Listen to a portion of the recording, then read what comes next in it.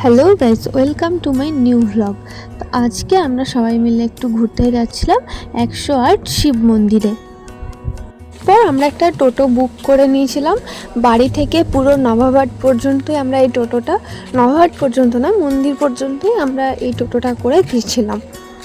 তারপর আমরা পৌঁছে গেলাম 108 শিব মন্দিরে। এটা সামনে যে গেটটা ছিল ঢোকার, ওই গেটটা। তারপর এই যে বাবার মন্দির। তো আমরা সত্যি কথা বলতে খুব সুন্দরভাবে সুস্থভাবে পুজো দিতে পেরেছি বাবার।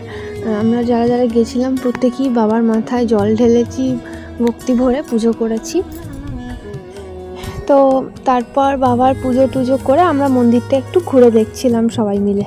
এখানে ভাই আমাকে অনেক কিছু কোশ্চেন করছিল মন্দিরের ব্যাপারে, তো ওকে আমি সেগুলো বলছিলাম।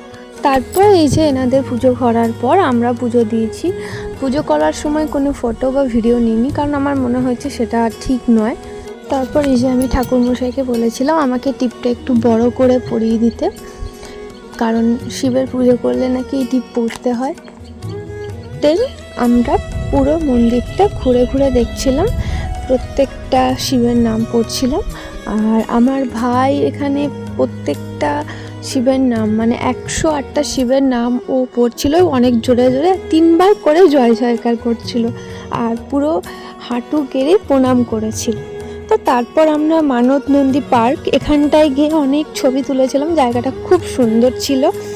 তো সেখানে কিছু ফটো তোলার পর আর একটু ফুল বাগানগুলো দেখছিলাম। ফুল বাগানগুলো খুব সুন্দর।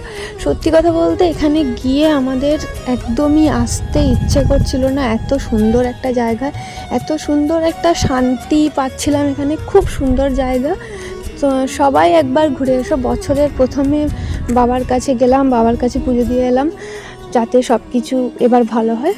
তো আজকে ভিডিওটা এইটুকুনি। কেমন লাগলো ভিডিওটা জানিও, আর লাইক কমেন্ট শেয়ার অবশ্যই করে দিও। তো আজ এইটুকুনি, টাটা।